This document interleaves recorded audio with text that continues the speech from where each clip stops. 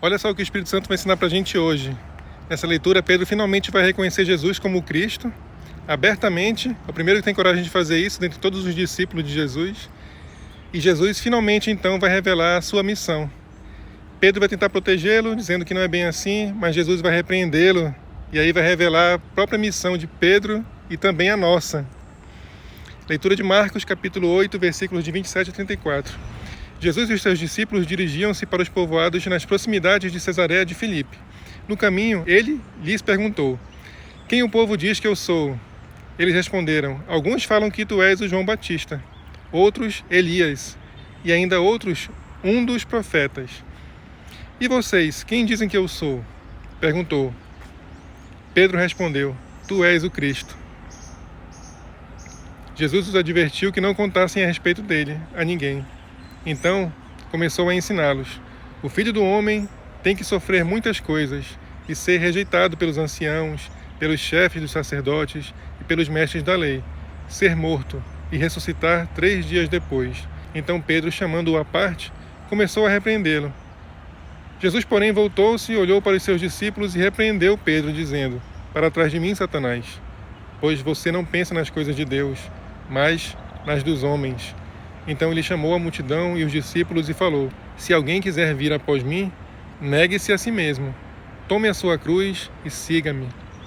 Pois quem quiser salvar a sua vida vai perdê-la, mas quem perder a própria vida por minha causa e pelo Evangelho a salvará. Pois que adianta um homem ganhar o mundo inteiro e perder a sua vida? Ou o que pode dar um homem em troca da sua vida?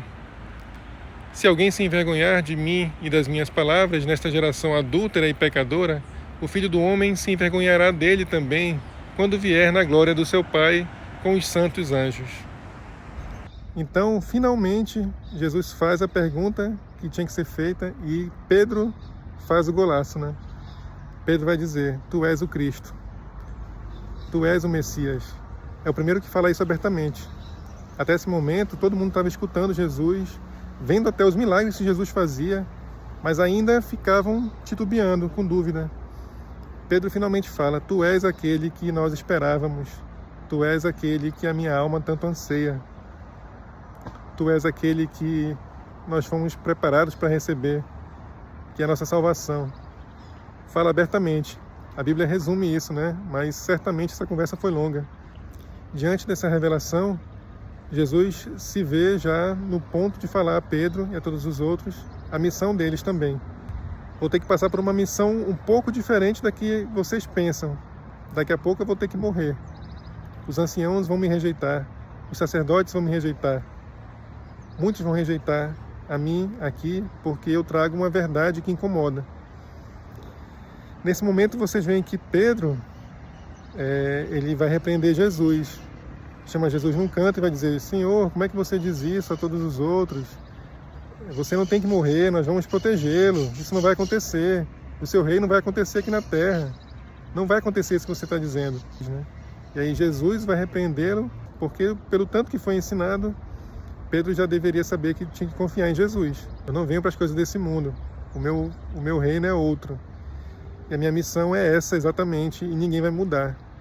Vai para trás de mim, Satanás." Ele chama Satanás a Pedro porque é um espírito que fala por Pedro, que está fazendo confusão com aquilo que já era certo, a missão de Jesus. O que fica para mim de mensagem desse Evangelho? Primeiro, reconhecer abertamente que Jesus é o Cristo, Jesus é o Messias. Não é possível que, com tanta coisa que eu já escutei a respeito, com tantos milagres que eu já vi, se eu olhar ao redor do mundo todo, tanta coisa feita em nome de Jesus, não é possível que eu não finalmente diga abertamente que Ele é o Messias. É a primeira coisa linda que nós vemos nesse Evangelho. E é um marco, né? Naquela época foi um marco. Na nossa vida também é um marco. É quando nós finalmente reconhecemos Jesus como Cristo. E aí a outra parte é que nós vamos ser discípulos, agora sabendo da nossa missão, né? Jesus fala: "Largue tudo, perca a sua vida pelo Evangelho, né? Tome a sua cruz", quer dizer, a nossa cruz diária, os nossos desafios. Finalmente, nós temos que reconhecer que esses desafios são dados por Deus. Nós temos que procurar o bem e a virtude nessas coisas. Desistir seria fazer isso sem virtude.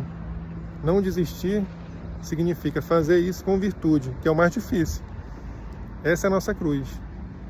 Então, reconheçamos o Senhor Jesus como nosso Messias e Salvador. Tomemos agora, daqui em diante, a nossa cruz, as nossas dificuldades, sem reclamar, mas reconhecendo que Deus está nelas e nós vamos executá-las com virtude. Tomar a nossa cruz e seguir Jesus, seguir os ensinamentos de Jesus. Essa vida é só uma prova, é só um exercício das virtudes e ensinamentos dados por Jesus. Que ótimo! Muito obrigado, Senhor, por esse ensinamento e um ótimo aprendizado a todos nós.